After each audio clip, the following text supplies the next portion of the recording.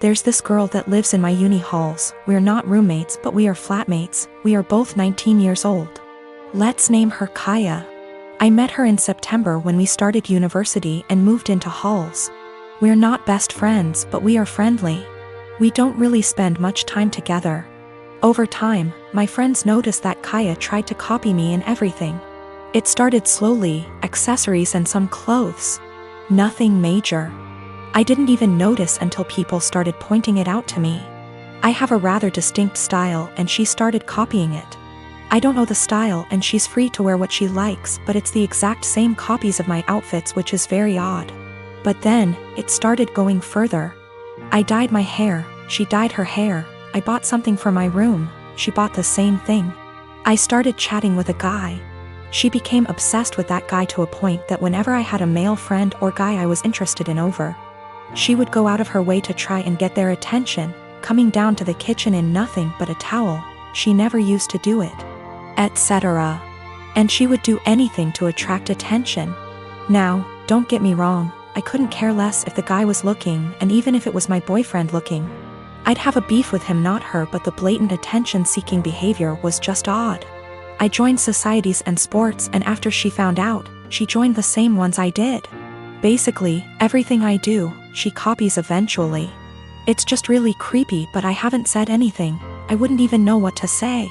Over the Easter break, my friend and I were at my family house, a bit drunk, and decided to test out whether Kaya really copies everything I do.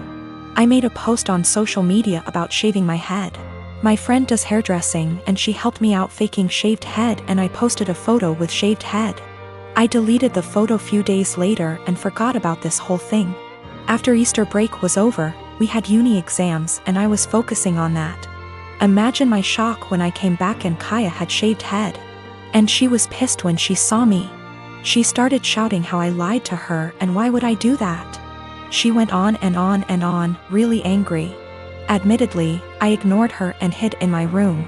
She sent me a text telling me that she expects me to pay for her wig as it's my fault she shaved her head.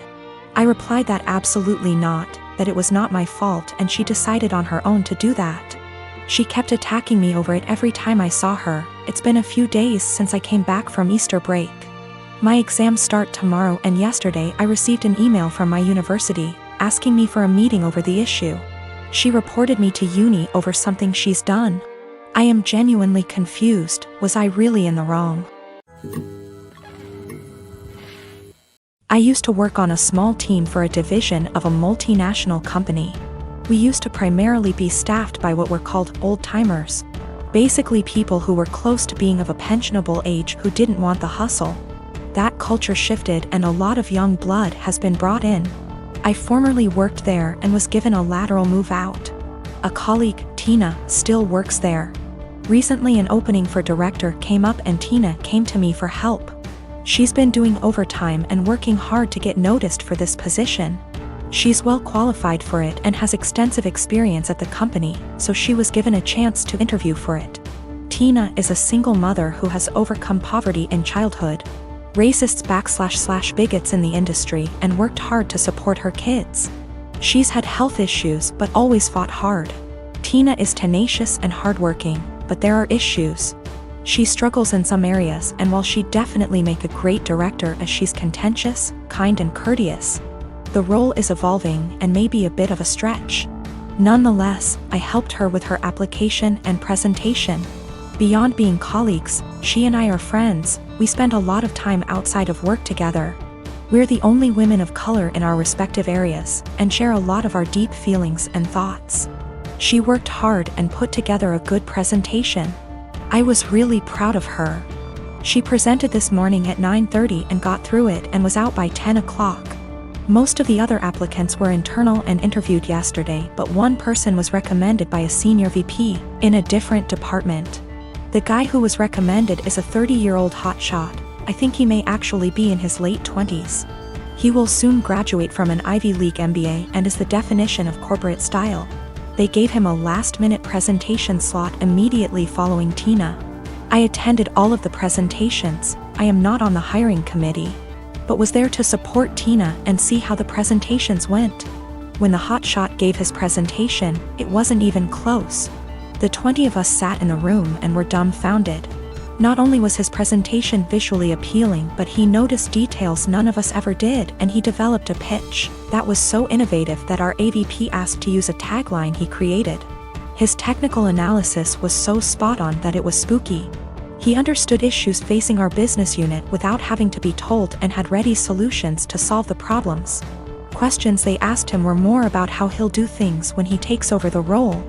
It was made very clear to him that this was his job, and they even provided an unofficial tentative start date. It is very clear that he understands the industry and his past experiences, such as professional work experience as well as winning top case competitions and academic awards, prepared him very well. The presentations were in totally different leagues. After he finished, he made a self-deprecating joke and took questions. He thanked us and left. We all sat there for a minute chatting when the AVP very loudly told the HR director to offer significantly above the salary and hammer out a start date immediately and get a contract signed. The VP who recommended him knew him from the MBA program, as the VP is a case coach there.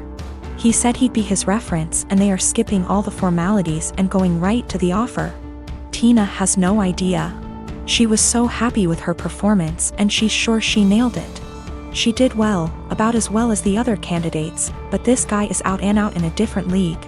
Just based on that, I too would hire the other guy. She's sitting on cloud 9 at her desk and planning a celebratory dinner to celebrate her performance. She was told decisions would be made in a couple of weeks. At this rate, it's likely she'll be informed that she didn't get the job well before 5 p.m. I really don't know what to do or say. If she asks, should I be honest about this guy's presentation? Should I avoid her the rest of the day? I want to support her, but have no idea how to even begin talking to her. University is starting back soon, so many of my friends started moving back to town. I am 17 female, live in a house with 5 friends. I wasn't born in the UK but moved here with my parents when I was 17. We come from another European country, so I speak my native language, English, which is far from perfect. I've been learning Spanish and English since I was little, and my Spanish is better than my English. I don't have an obvious accent in English, people just assume that I am Canadian. We had a small party on Saturday and one friend brought his new girlfriend, Jess. Jess 20, and she's the reason why I am posting here. Jess made sure to let everyone know that she's a polyglot and speaks multiple languages. I was obviously impressed. I study modern languages, meaning that I'm learning Italian and German on top of Spanish. And obviously I asked what languages she speaks: Spanish, Japanese, Arabic, my native language, German, Korean, and French. I told her how impressed I was and carried on with my evening. I had a short phone call with my mom, whom I obviously speak to in my native tongue, and I went out of the house to talk to her. Jess was out in the garden and heard my conversation, and she corrected me on my pronunciation. I told her that she was in the wrong, and she insisted that she knows better. I didn't fancy getting into any arguments, so I ignored her and went back inside saying whatever. Later, I bumped my head and swore loudly in Spanish. I tend to code switch a lot when drunk, and she corrected my pronunciation, which was funny because it was her who was incorrect. I ignored her again.